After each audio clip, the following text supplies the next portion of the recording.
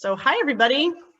I'm Stephanie Jordan. I'm the local food program manager at Sustainable Solano, and I want to welcome you to our Preserving Citrus class. We have a featured guest today. I know if you've joined us before, you're probably used to seeing me in the kitchen cooking, but we have today with us Sarah Futterman-Devies of the UC Cooperative Extension Master Food Preservers of Solano and Yolo County. That's like one of the longest titles ever. So welcome, Sarah. And this is one of many classes that we are doing over the next couple of years to raise awareness of specialty crops that are grown here in Solano County.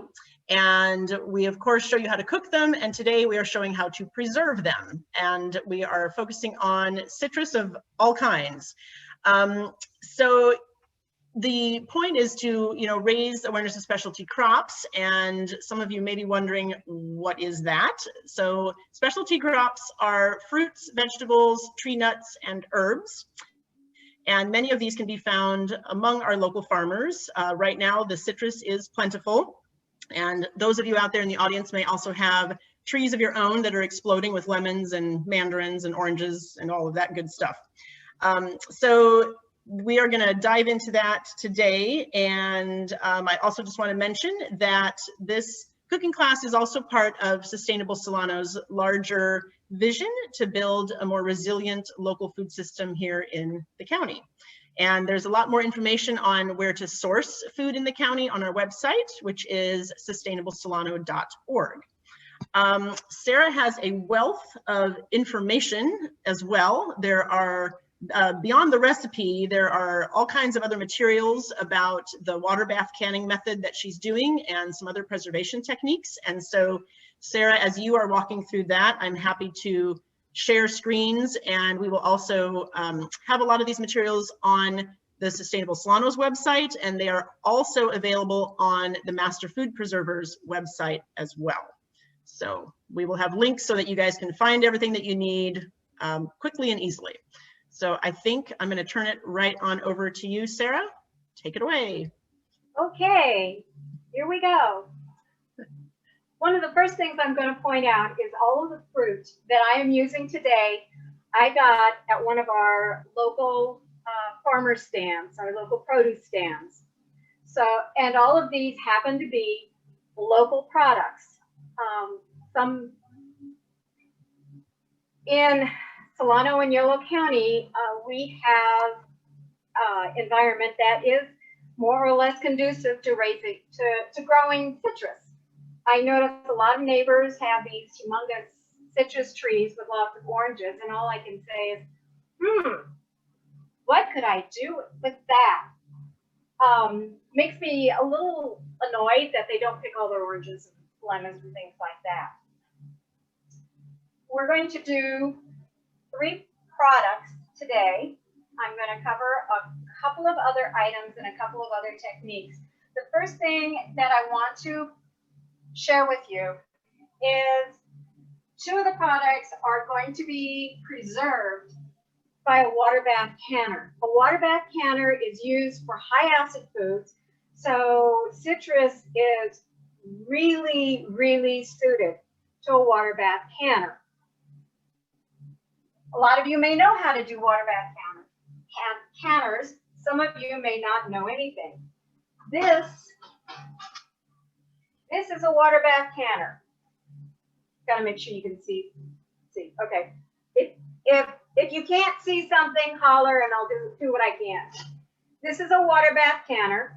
This is actually a small one. They have even bigger ones. You get limited by the size on the number of burners that you've got, because you want to make sure it's hot. It has a lid. This one happens to be a vintage water bath canner that I inherited. So these things last a really long time. This one's probably about 75 years old. And yes, I inherited it. To get jars inside this water bath canner, there's a couple of things you can do. They have these little racks.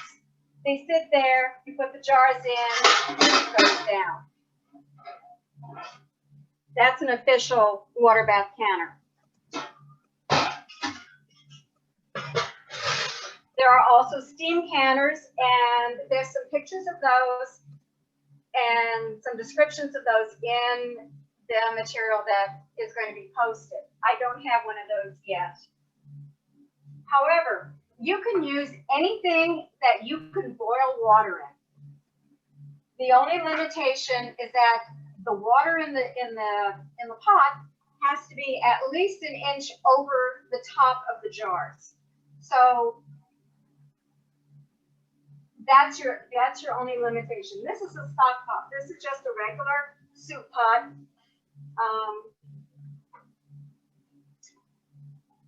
Most of my pots and pans I inherited from my parents. So everything, almost everything in this kitchen, as far as pots and pans, is vintage. You don't need anything fancy. I'm going to show you what this looks like. It's got water in it. It's a little warm.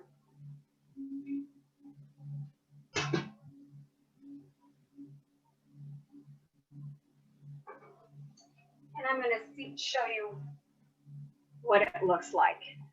Let's see. Tilt it. You can see that it's got a daisy rack inside and a bunch of water. There's a reason there's water in there.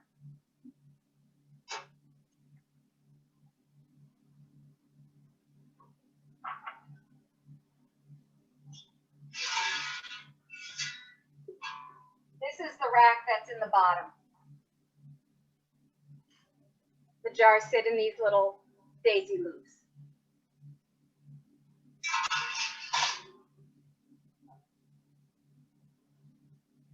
That's easy. Okay.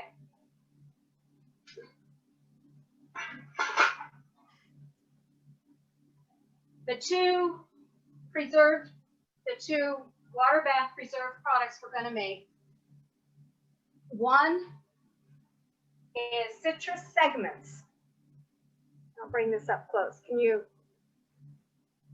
see?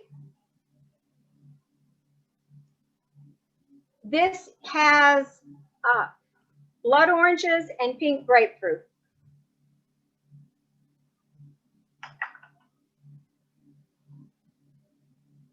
And the other item, bring that up close so you can see it, is mandarin orange marmalade.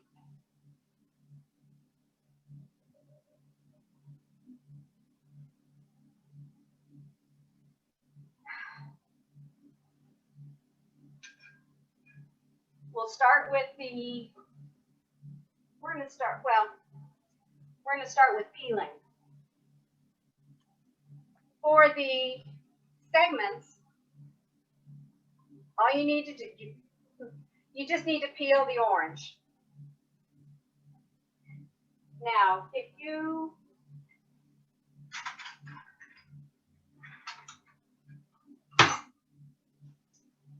want to save the orange peel, if you want to dehydrate and have dehydrated orange peel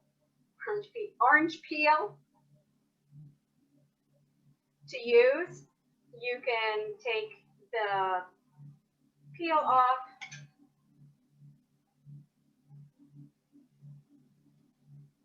put it aside,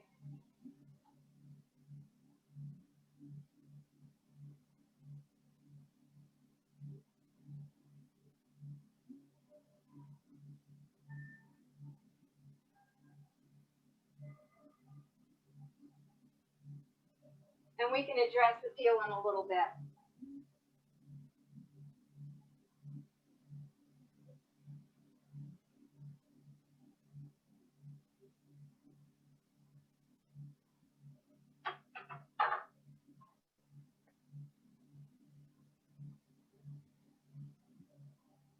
The next thing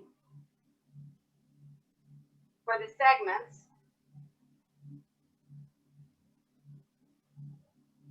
is it's going to be removing as much of the white pith as you possibly can. Why do we do this? We do this because the white pith is bitter. As we will see when we get to the marmalade, the white pith is also a source of pectin.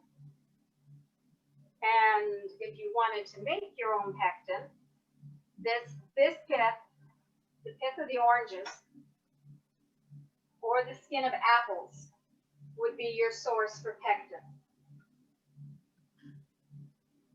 And I'm just going to peel a little bit more off of this.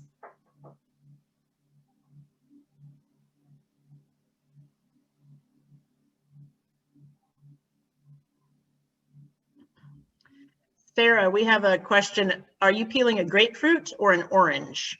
This is a blood orange. A blood orange. It looks huge. Maybe not. Actually, the pink grapefruit were almost the same size as this blood orange, just a little bit bigger. Okay, thank you. They were, it was like, whoa, okay.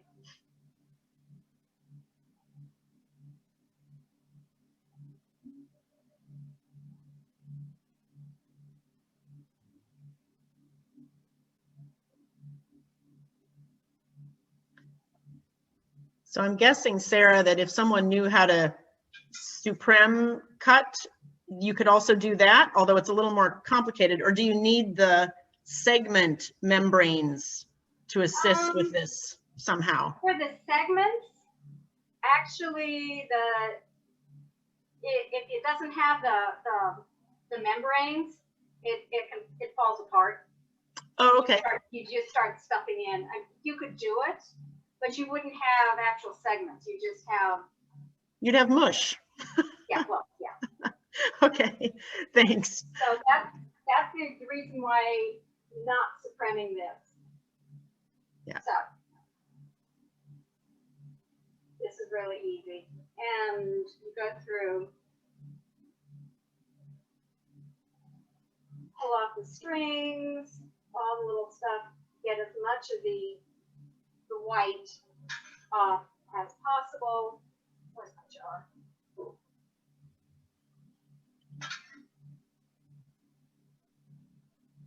Look for any seeds.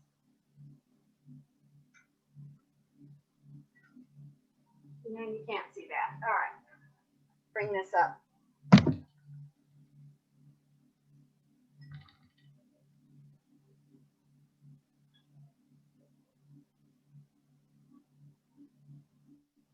And the segments just go in a jar. Taking each segment apart so it looks pretty, and you put it in and you line it up and you fill up the jar. When the jar is almost full, which I'm not going to do because that's going to take a little bit of time. When the jar is almost full, you add either a little bit of water, a little bit of juice, or a little bit of a very light syrup, depending on your preference. So we've got recipes for all of these in the handouts. And you add into the jar up to a 1/2 inch headspace. I'm going to go a little bit more into detail into that when I get into the marmalade. Okay. So hold the thought on the segments, because I'm going to go into the marmalade now. And I've washed all this fruit. For marmalade, we use some skin. And there's many ways to get a skin. And I'm also going to talk about marmalade. There are probably dozens and dozens and dozens of marmalade recipes out there. There are marmalade recipes that use nothing but the fruit and sugar. It doesn't really need any pectin because the orange has so much pectin itself. That has a lot of sugar in it. There are a variety of recipes using a variety of the products, the pectin products, that are available in the store. Some use more sugar, some use less sugar.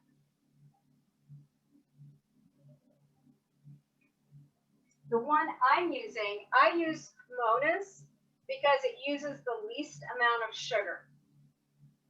I'm going to share that recipe with the group here. Yeah, that recipe, it comes out of the Pomona's book. Okay, so here it is. And we'll post this and send you guys links and everything. It looks like it's just it's just one page. One page, okay. And the second page just has a picture of the box on there, so you know where it came, what it looks like. Yep, there it is. Yeah, there's your little Pomona's pectin, and it uses the least amount of sugar. It actually, the first batch I made today, to show you this, I used honey instead of sugar. And that's one of the nice things about Pomona's, and one of the reasons that I use Pomona's is it doesn't use as much sugar. And we can talk about sugar, because sugar is sugar is sugar. It doesn't matter whether it's white sugar or brown sugar or honey or agave or maple syrup or even date syrup. It's all sugar. It all has the same components. Some of it has different forms. Some of it has some different minerals and some other things and flavors. But it's all basically sugar. So it just depends on your tolerance for how much you want. Okay, that was that. In order to get their set in, I'm going to go over a couple ways to get the peels. One way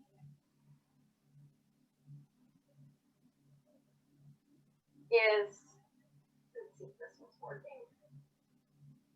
Nope, that one's not working today.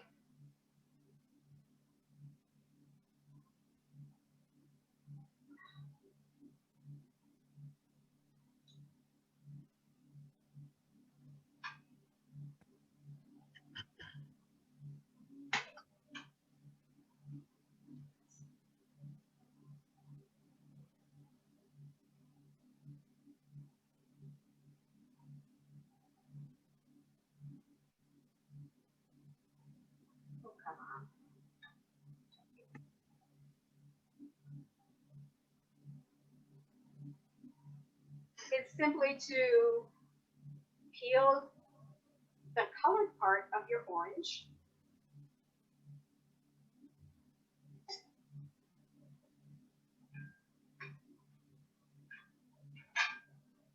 And you get little strips. And people with more dexterity than I have can actually peel the whole orange all the way around and have a very long peel. In order to make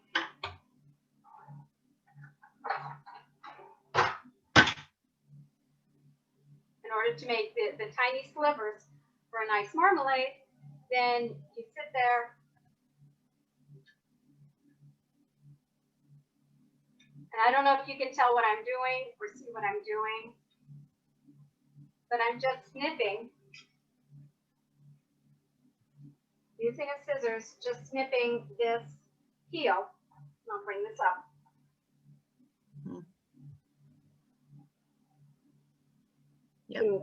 Yep, we see it. That's a good trick with the scissors. Yeah. And that's one way of getting peeled.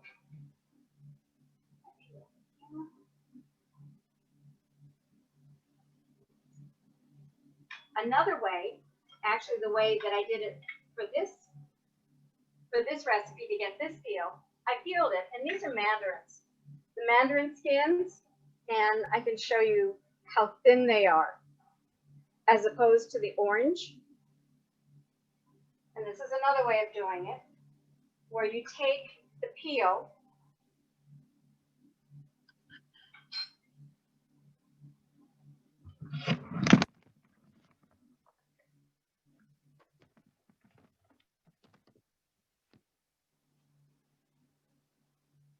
Can you see this a little bit better? No, you need to tilt it down just a tad more, or maybe back up by your stove. Maybe just, yeah. Is that better? That's a little better. Mm-hmm. You want my spoon?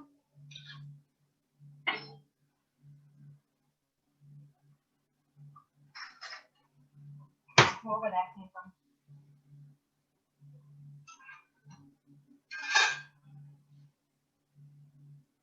And using, I got a serrated spoon. I got grapefruit spoons, but you can use a regular spoon. Just scraping off all of the excess, scrape off all of the excess white that you can, especially with this being so, the skin on the mandarins being so thin.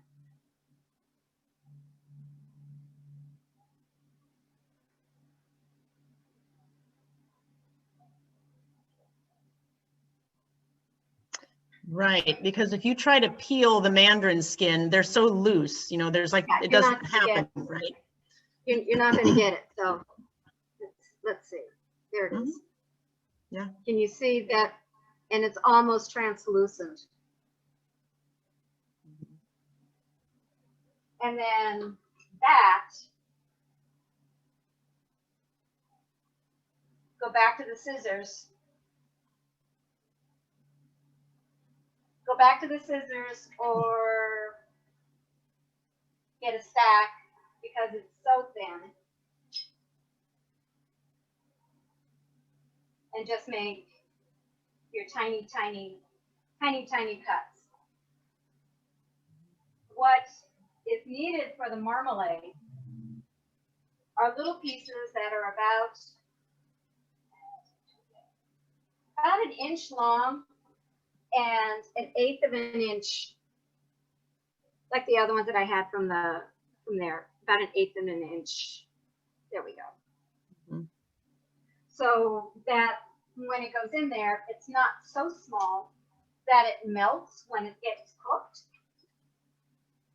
or so large that it's like this big bite of something.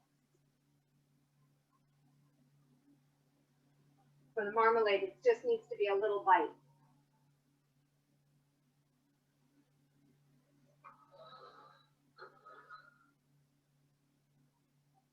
Take your, just put aside the peels.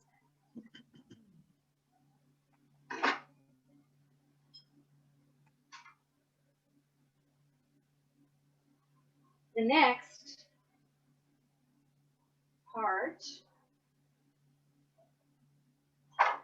let's see what I'm going to do this. I've used up all of my mandarins. This is getting some orange too. The second half. One of the other things that yeah. This will be fine.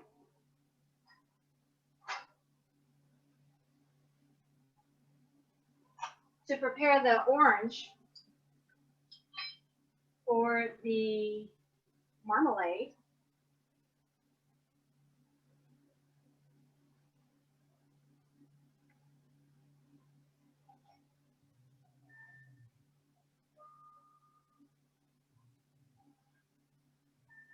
the orange itself, after you get the skins done, the orange itself gets chopped up fine.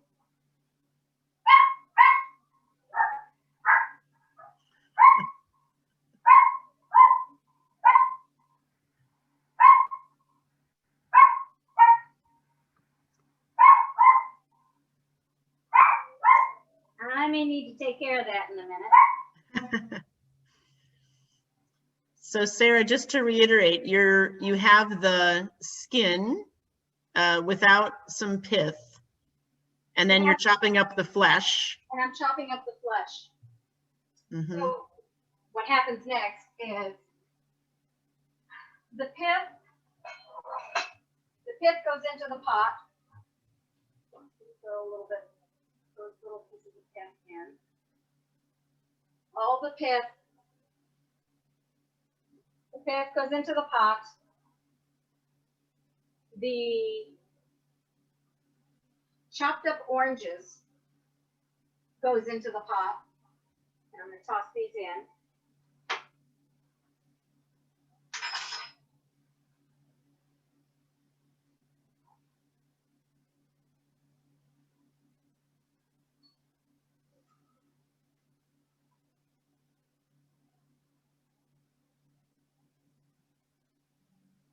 Some of this I've done a little bit ahead of time. So here's the rest of it. This is them partially cooked. And this is what it looks like. Let's see.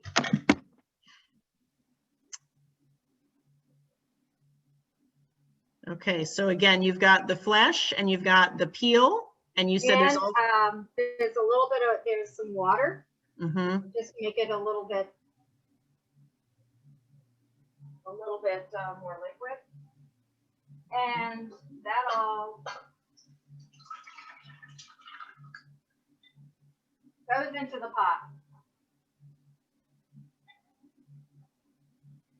I'm going to cook that just a little bit.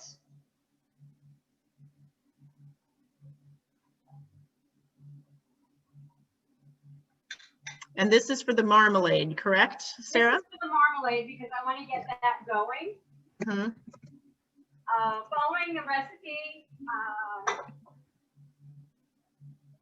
Following a recipe to get to the point of where you're getting it into the canner is basic cooking. So you get it prepared, and this was pre-measured. All I needed was just a little bit more. This was pre-measured. One of the things about the Pomona's pectin is the ability to double the recipe or have the recipe. So what I'm making now is a half of the batch. Okay. So it goes a little quicker. And okay. So what I've done so far is I've chopped up the peel, I've chopped up the fruit, and I've gotten some juice. All of that went into the pot. The pot is now going to cook.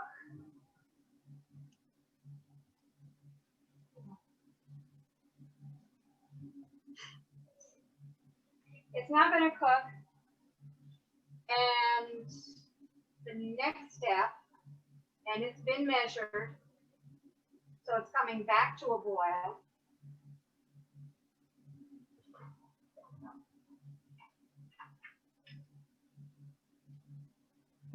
I always keep my recipes out.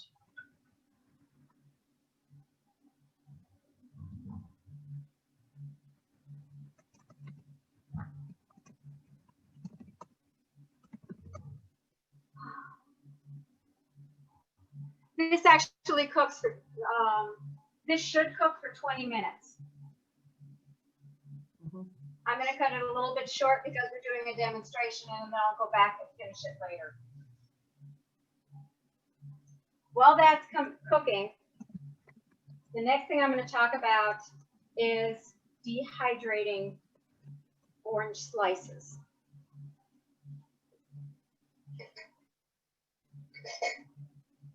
There are many kinds of dehydrators, and I've brought over my two dehydrators. One of the things that once you become a master food preserver, you tend to acquire toys. So can you see there's one. Mm-hmm. And there's, let's see. Yep. Pardon my learning. There's the other one.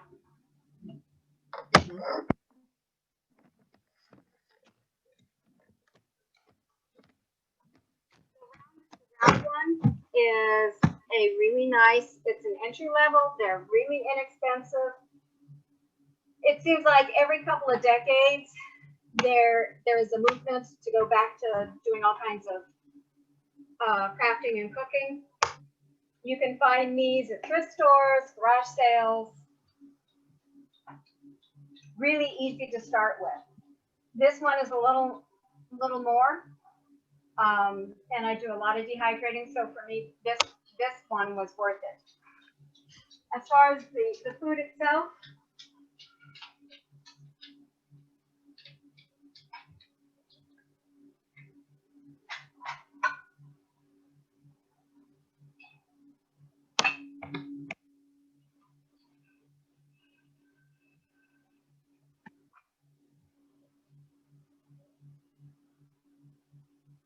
any kind of citrus can be dehydrated. Any kind of citrus.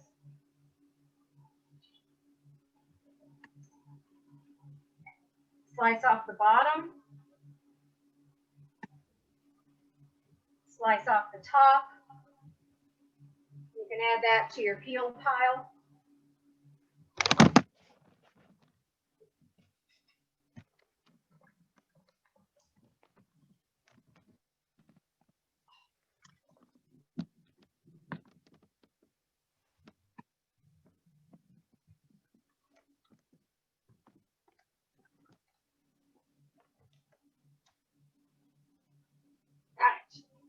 Okay.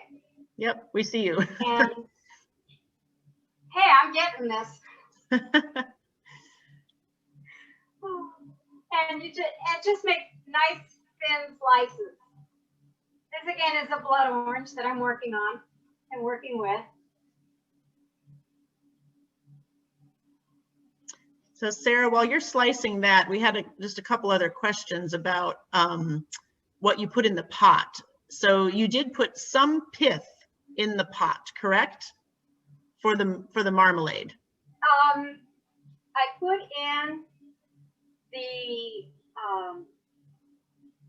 sliced skin without the white, and I removed as much of the white of the pith as I could from the fruit itself, and then I chopped up the fruit. Mm-hmm. Okay, so by default, maybe a little bit will end up in there. Probably a little bit. Right. Okay. Someone was asking. It's not. For the marmalade, you could do the soup priming, and there are recipes out there that do use soup primed. Mm-hmm. This one doesn't necessarily require the soup priming. So right. For me, that's easier. I'm not, there's levels. Yeah. Okay. And I'm a mid-level. Mm-hmm. I have done a marmalade that we did do a soup prim. And to be really honest, by the time you chop things up and you get all this stuff going and you've got lots of other stuff going on, there's not a big difference making it using the Pomona pectin. Mm-hmm. It does make a difference if you use some of the other pectins that are out there. You get a more clear marmalade. Mm-hmm. This marmalade is going to come a little bit not quite so clear. Because sometimes you go in the store and you go get marmalade and you can see these lovely little strips. Right. And the rest of it is this very, very clear orange marmalade. This one doesn't come out quite that clear. Okay. All right. And the reason I like this is it's easier for me. So my thought behind showing this way is it's a good starting marmalade. When you want to get really fancy and really clear, then you can go to the soup priming. Mm-hmm. Okay, really easy. Thin slices, separate them, put them on your rack. Slide that one in, and I'll show you on one of these racks.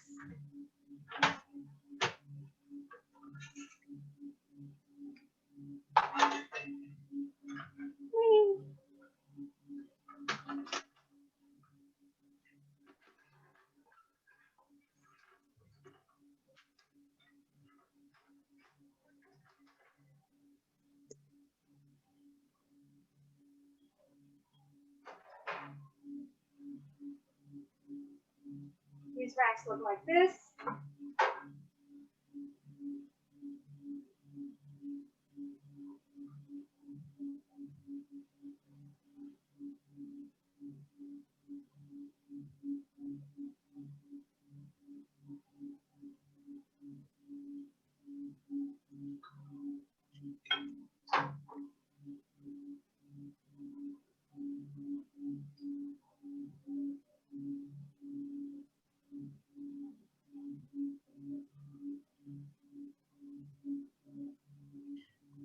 Just fill up your rack and set the dehydrators for 135.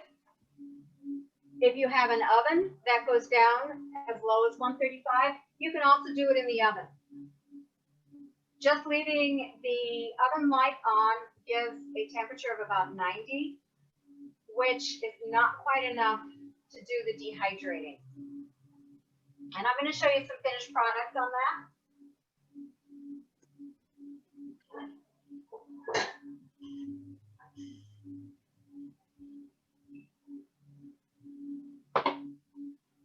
So Sarah, people are wondering, what do you do with all these dried citrus slices?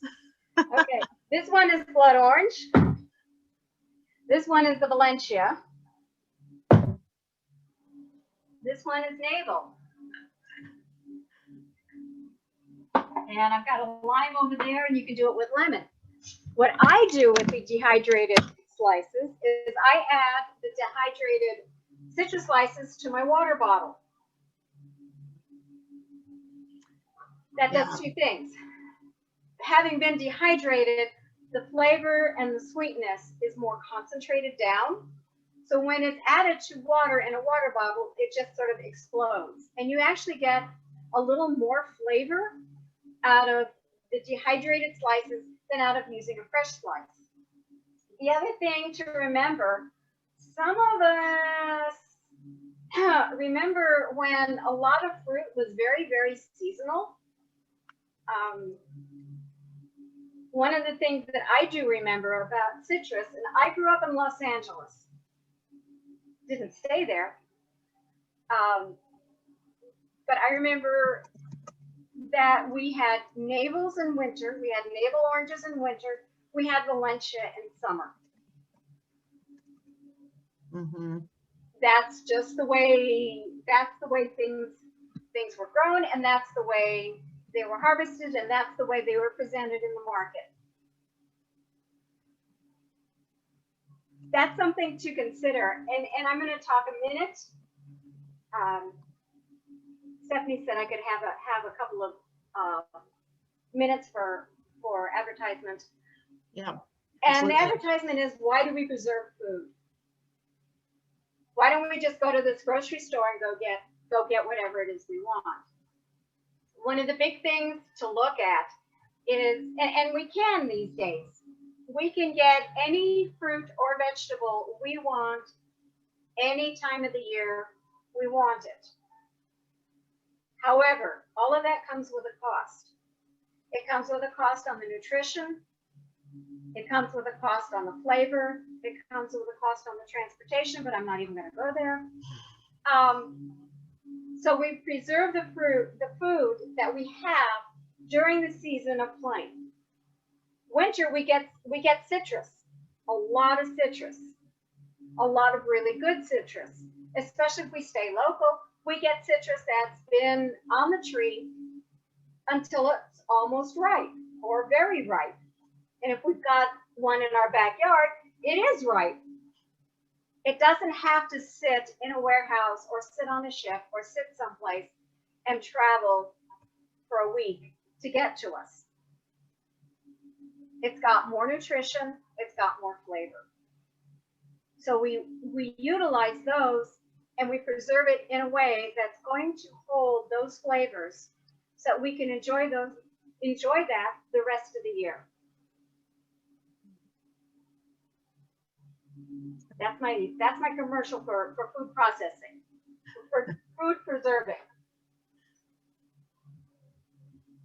So did it come out right, Stephanie? Yeah, absolutely. Yes. Eat as much locally as you can. And when you have an abundance, preserve so that you have it later. Yep. It's all, and your point is very well taken, where it does come at a cost. I mean, you have the environmental cost of, transporting all this stuff from other countries. It just, adds to pollution in the air, and the nutrients just aren't there. So it's all related. Absolutely. Sarah, there was a question about how long it takes to dehydrate the slices. And then the person's also wondering if they should be a little bit pliable, or are they hard? Like, can you snap those apart, or are they more like bendy? I think that'd be useful just to see the consistency of it. You can leave it a little bendy. Mine are I think I heard a snap there. Yeah, mine are crunchy. Mm-hmm. And you said 135 degrees, I think? 135 degrees, and you can let them go to just a little bit pliable. I let mine go to really, really dry because I like mine crunchy. Mm-hmm. Some of the other things that you can do with these things before you dehydrate, you can actually soak them in a sugar solution and have them just like apple chips. Mm-hmm. So there's that. Some of the extra peel, I dehydrated. Mm-hmm. Oh, the time on mine go overnight. I usually do this and then turn on my dehydrators and just let them go overnight. And then I check them in the morning. So 8-ish hours, 8 to 10 or something. Okay. Yeah. Yeah. Mm-hmm. Yeah. Pliable is good. Okay. So pliable is, it's okay. It's just by dehydrating, we're removing the water. By removing the water, we're removing the water availability for bacteria and mold to grow. So that's one of the reasons for dehydration. Right. And that's a whole other class as to why we do what we do. Yeah. And then related to that is storage. The best way to store them would probably be airtight. I mean, we don't live in a very humid climate, so it's not as though a lot of moisture may enter the vessel, because the air tends to be fairly, although rainy season is different, I guess. But how do you, they look like? It's not like Florida. Right. Yeah. I lived in Florida for a while too.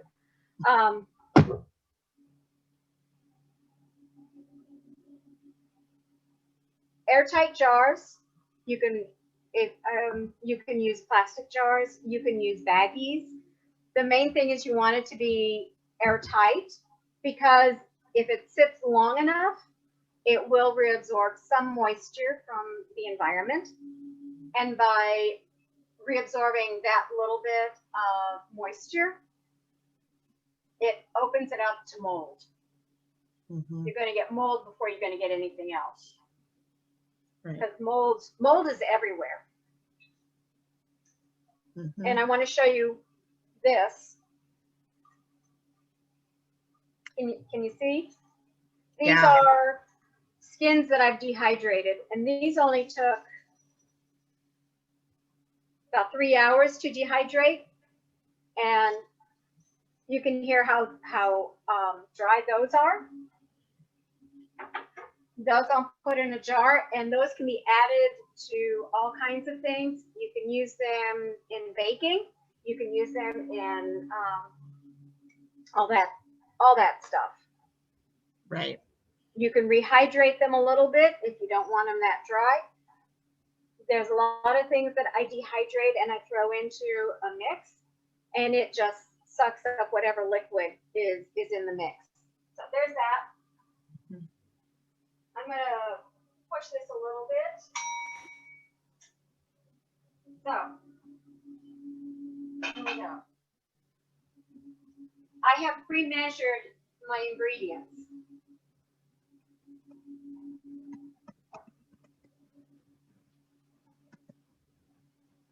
I get my pomonas in a big jar.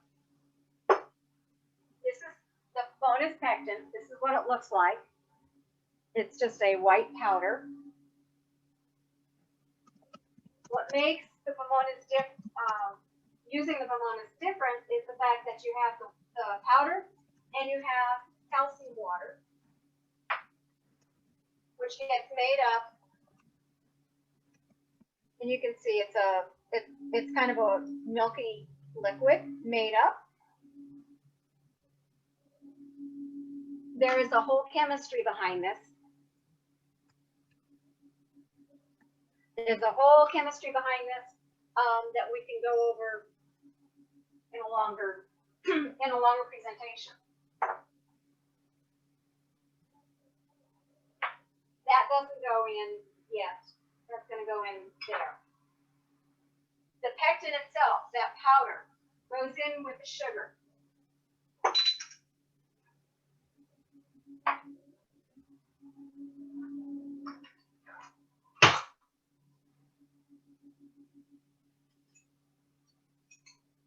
And it gets thoroughly mixed in with the sugar or with whatever you are using to sweeten.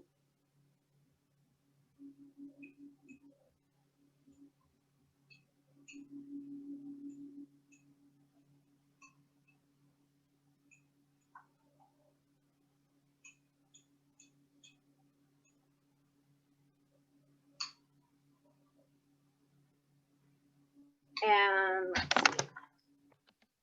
You can see that it is fully mixed in. Can you hold it a little higher? There we go. Yep. Trying not to spill anything on my laptop. Yes. That would be very, very sad.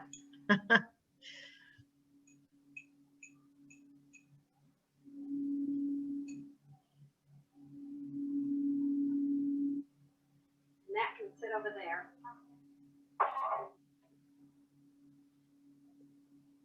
This is the fruit mix. Into the fruit mix, I'm adding lemon juice. And you probably are wondering why I'm adding lemon juice. The lemon juice is actually has to be bottled lemon juice.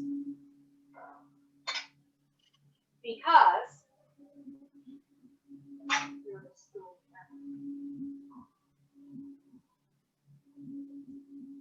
the commercial lemon juice has a known acidity, and for safety, everything we do in a water bath canning has to have enough acidity that we know it's going to be safe. So we add just enough lemon juice or lime juice, bottled, so that it has sufficient acidity. The other thing I'm going to add to the fruit is my pre-measured calcium water.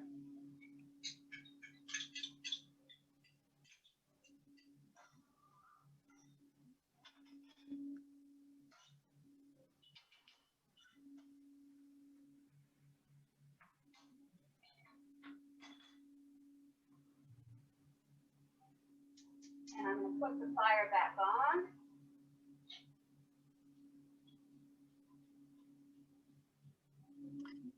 Sarah, can you repeat what kind of water you just put in there? You pre-measured? It's called calcium water.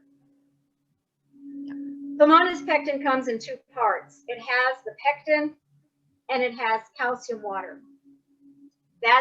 Those being in two separate parts is what makes it different than the pectin that you get, like the ball pectin or Sure Gel or any of a number of other brands, because there's lots of brands out there.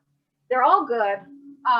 When you use one of those brands of pectin, you need to follow their recipes exactly.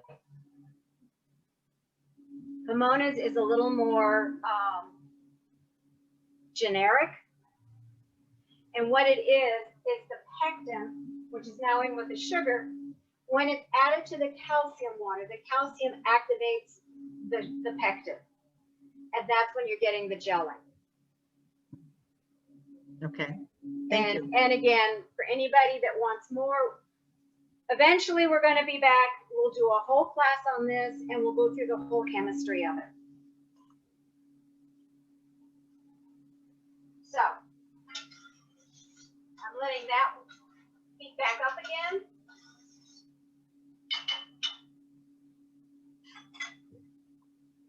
And then, let's see, back up again. This is going to go over just a little bit. I'll get it into the water bath here. That. So now the sugar goes into this mix.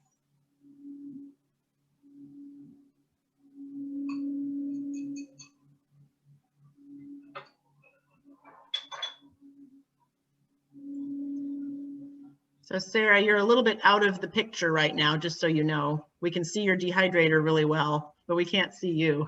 Okay. I'll move things around here. Right now I'm just stirring my pot. I'm letting it come to another boil.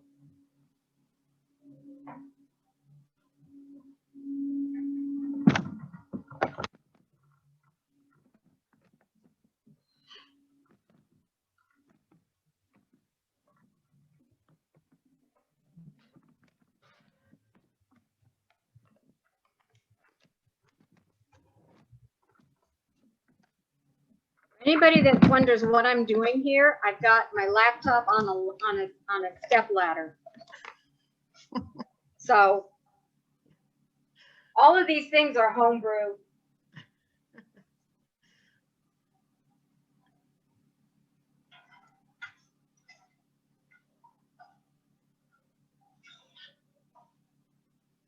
At the same time, I'm waiting for that to come back up.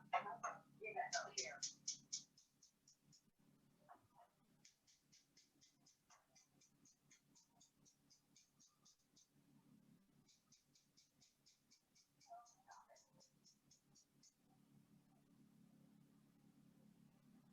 I'm heating my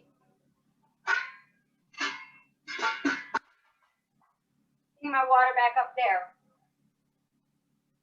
Okay.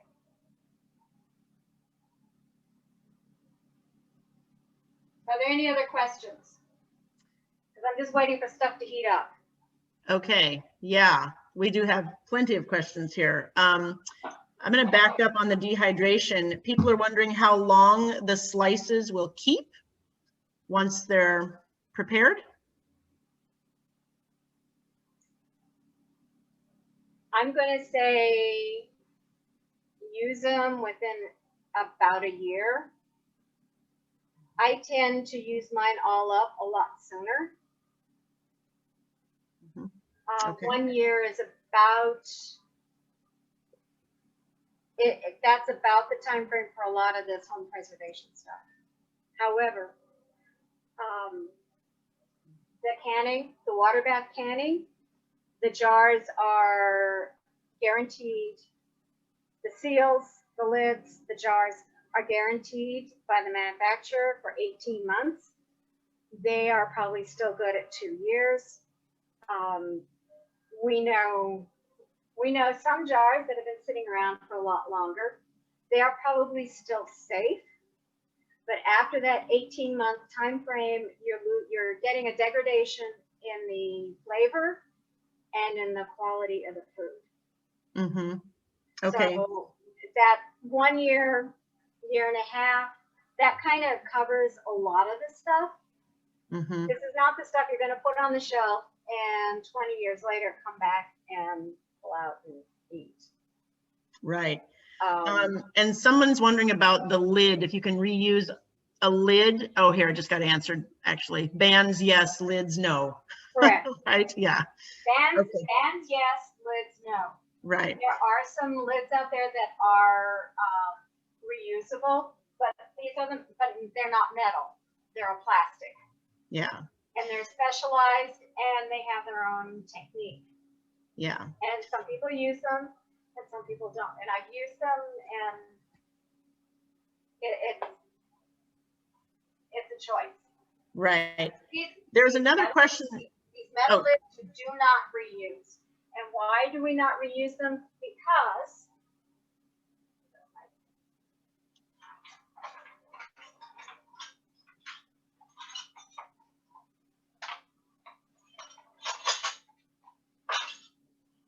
for those of you who haven't seen what a lid looks like, this is what the lid looks like.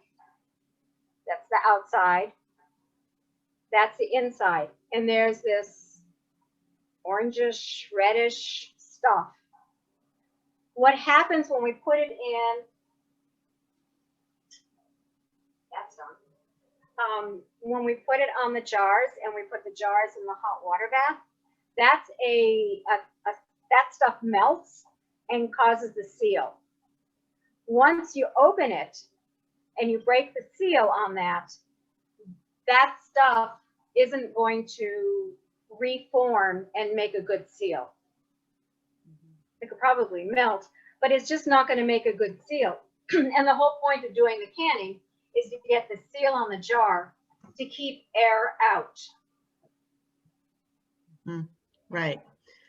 Another question about the dehydrator. Someone has a dehydrator and they're wondering if they need to line the metal racks with anything. No. No. Metal racks? Yeah, let's see. Maybe, is it like a screen? I'm not sure here. That was just trying to find the question here.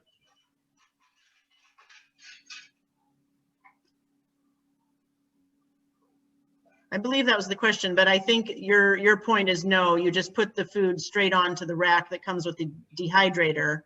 Yeah. And you're good to go. Yeah, it depends.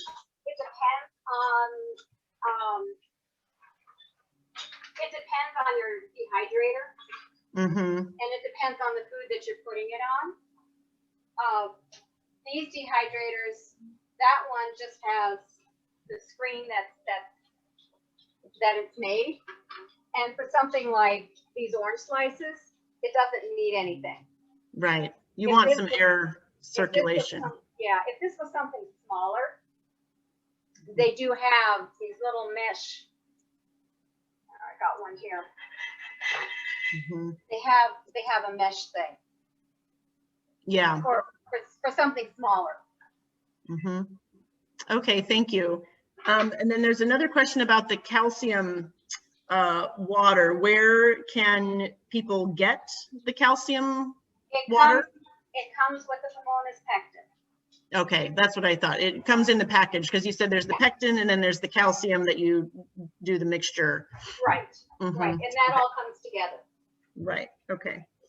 So this is now finished cooking. I'm going to take that off the fire. I'm going to go real quickly through this because this is a bit like watching water boil.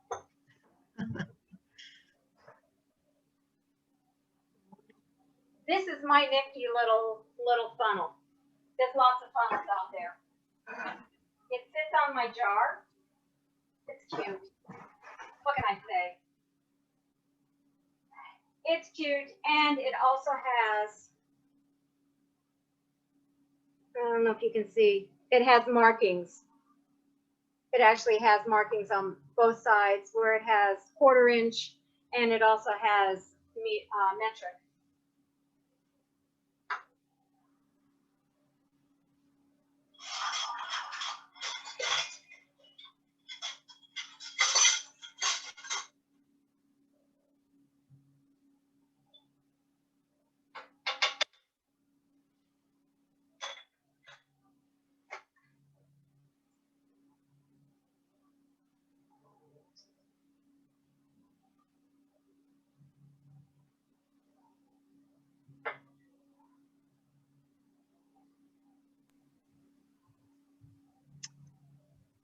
All right, well, Sarah, while you are measuring, I just want to mention that we have a survey.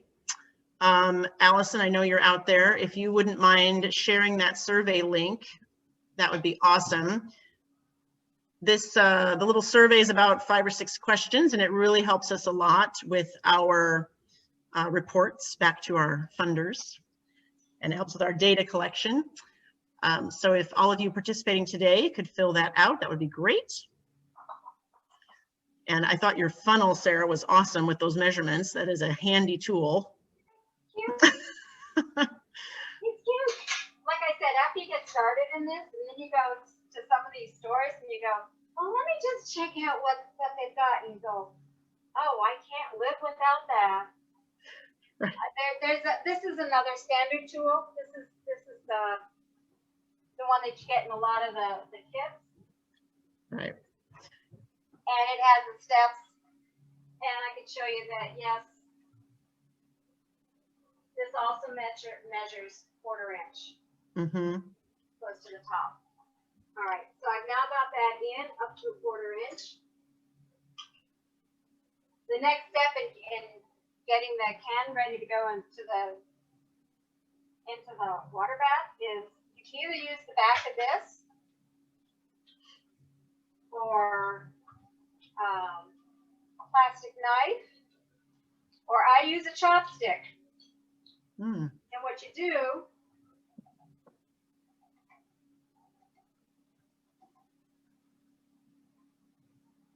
it's kind of stirring, but what is happening is I'm getting any of the air bubbles that may be down below the food. Okay, it looks like you were just poking it almost, like with your chopstick, just kind of going down, up and down to poke. Yeah, I'm not seeing any bubbles, but I do this anyway. Mm-hmm. Some foods you can actually see when you've got a little more viscosity, you can see some of the bubbles in there, and you just kind of go down and you let the air out. That's just gonna help it can a lot easier. The next thing is you take your lid, you don't touch that side, you can touch the edges, or you can use a little magnet to pick it up. All of these things have been washed. All of these things have been in warm water. I just only have so much room in my kitchen to keep pots going. That goes down. Take a ring.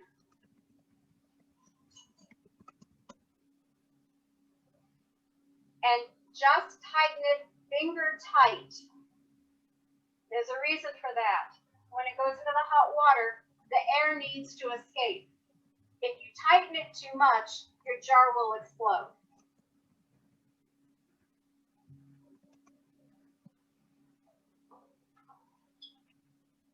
You don't want that.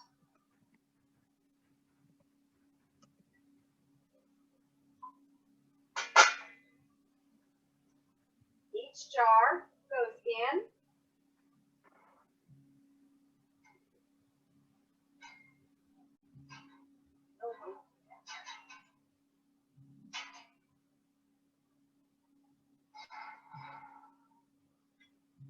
It goes down. I'm going to need to add some more water to this.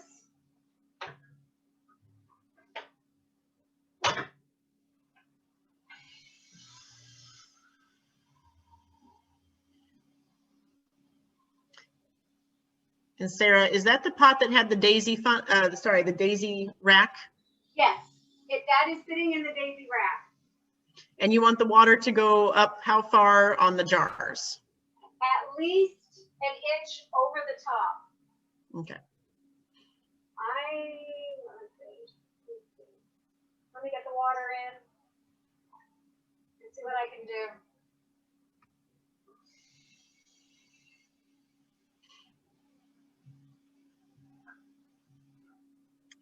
And just to let you know, Sarah, it's about almost 10 after 5.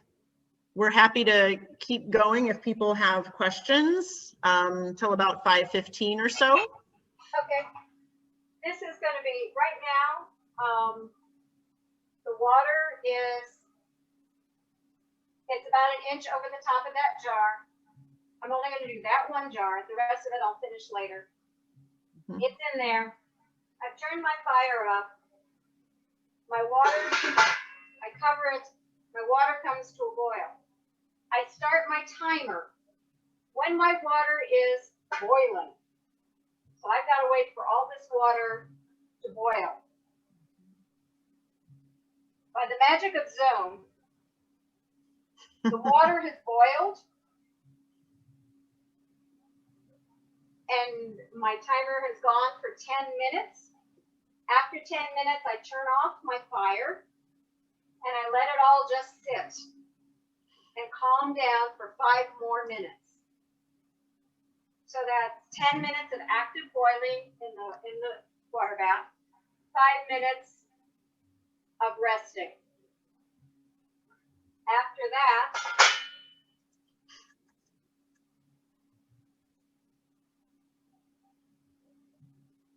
I take out my jar. I do not tip it. I keep it upright and I let it cool. At some point while it's cooling, the water will all evaporate off and then I'll write what's on there on the lid. But other than that, I leave it alone and let it sit someplace quietly overnight till the next day. And after that, put on my labels and away we go. Okay. So, and the same thing would go for the segments as well. Once gets full, it goes in, 10 minutes, rest for 5, take it out. These I actually finished up, these I got to do on Wednesday. Yesterday was a strange day. So that's why these are. I take the bands off and you can see that this is sealed. I take the bands off. They don't need the bands to keep the lids on. And especially if people get curious and they lift the lid, then it's broken the seal, you know. Mm-hmm. So there was somebody that I was taking a class with and she always stored all of her stuff without the bands because there are a lot of kids around and they tended to take a look. Uh-huh. So, Okay, we have a discussion going on here in the chat. So they're wondering why you would not, like, what are the pros and cons of retightening your, they were saying lid, but I think actually the question is tightening the band, right? So, and it's, I think Diane just answered it here. If you retighten it or try to tighten it more, the seal could get broken. right. So that's why you did it finger tight to start with, and then finger tight, that lets the air escape. Mm-hmm. And then once the seal is there, you're good. Yeah. And my two bosses, kind of, sort of bosses, are also on this program, and that's Diane and Janice. Mm-hmm. Janice is our coordinator, our Master Food Preserver Program coordinator for Solano and Yolo counties. And Diane Metz is our educational advisor. And Okay, she's answering everything. Yeah. And then there was another question about the segments. She's our body of knowledge. Yeah. On the segments, someone was wondering if you prefer to put them in water or syrup or juice. What's your thoughts on those options? I've done these with juice. I've actually played with different things, not so much with the citrus. Not last year. The year before, I have an apricot tree, and I had a boatload of apricots. So I decided to play with it, and I did one batch with just water. I did one batch with apple juice, and I did one batch with a syrup. And I actually liked the apple juice the better. The water came out really good, but for some reason it didn't quite have it had a texture issue, and I don't like the syrup because it's too sweet for me. Mm-hmm. Okay. So it's a matter of taste. There's lots of ways to do it, and a lot of this is just a matter of taste. Right. And and also who you're cooking for and who you're going to be preparing food for. If you have somebody in your family that has diabetes or some other condition where sugar is an issue, you want to minimize having sugar in the food you prepare. You're going to make it as tasty as you can without doing something. If you got a pack of kids and they got metabolisms that run a mile a minute, you can put as much sugar as you want in there. They're going to be happy. Right. And then another question is about, should they do fresh apple juice or store-bought? Oh, I think Diane said either juice fresh or frozen is okay. Although I want to back up to another point you had, which was when you added the lemon juice, you said to use bottled lemon juice and not fresh lemon juice, which I think is very important for safety reasons. That is a safety issue. That is the acidity that we're adding the acidity to the mix, and it is with water bath canning. We're heating it up. We're eliminating the air. We're putting enough acid in there so that it is an environment that is not favorable to the growth of bacteria or mold or other pathogens. Mm-hmm. Right. And the whole point of doing a water bath canning is to maintain food that is going to be edible down the road. And this is something that's found. One of the big things with going through the Master Food Preserver program is we have tested recipes. We have a scientific basis for the things that we do. We know that there are lots of videos out on YouTube. There are lots of them. Some of them make our hair stand on end. And we know that people have done a lot of things in the past. There are things that I know that I did when I was in high school, when I was canning jelly as a high school person. I did one technique that is no longer recommended. But at that time, it was an okay method. Now they found that it is not as safe as it ought to be. Right. There was an earlier question about jams thickening, and if it doesn't thicken, what happened? Is it a pectin issue? It could be a cooking issue, or it could be a pectin issue. You can also reprocess it. You can take it out of the jars, start all over. You want clean lids, new lids, clean rings, clean jars. Take it all out, put it in a pot, boil it some more, and put it back in the jars and reprocess it. Got it. Okay. It depends. And if it comes out kind of sort of okay, like I mentioned with cutting the fruit up, I'm kind of a middle of the road one. So if something comes out and it's not gelled enough to be a jam or a jelly, but it's kind of gelled, I'll just stick it in the refrigerator and use it as a syrup. Mm-hmm. So there's always options. It depends. Right. I want to share one other thing here. When I juice the mandarins, I have all of these pieces left over, and I am dehydrating those. Once they're fully dehydrated, I will grind those up and keep that as orange powder. And orange powder can be used to make seasoned salts, seasoned sugars. There's a lot of things to not waste anything.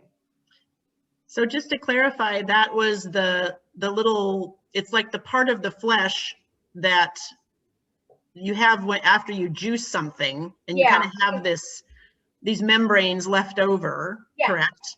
Yeah. Okay. Oh, that's great. I juiced everything. I was trying to get everything prepared and lots of stuff lined up. Mm-hmm. I almost made it. But this was what's left over from juicing all the pounds of mandarins. Right. And I'm currently dehydrating that, and then I'll throw it into the grinder and I'll grind it up, and I'll have orange powder. Okay. Great. So it's 5. Yeah, it's 5:20. If anybody has any, one other question. Is that an Excalibur dehydrator? Oh, yes. Okay. And do you use a food processor to make the powder? What do you grind it up with after you have your pieces dehydrated? You can use anything that you've got. If we're mentioning brand names, I've got a Vitamix. I throw it in there. It turns it all into a powder, and then I just put it in a little jar. Great.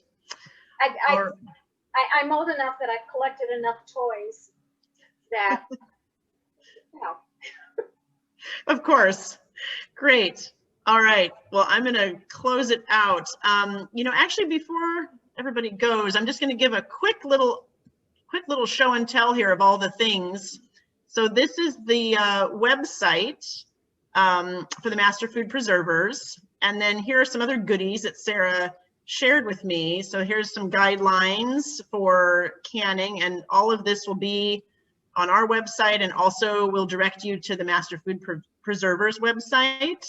We have a USDA home canning guide. There's more information specifically about some citrus here with the canning of grapefruit and orange sections. Here is the recipe that we shared earlier. And then also there's a little food safety directory, I guess is what I would call this. So all of this and more will be out there for all of you interested in exploring more in your kitchen. And again, if you could fill out the survey, that would be great. And we look forward to seeing all of you on our future cooking classes. So thanks again to Sarah Futterman-Devies for your time and energy. I know it's a lot of work to put these together. So thanks again for your time.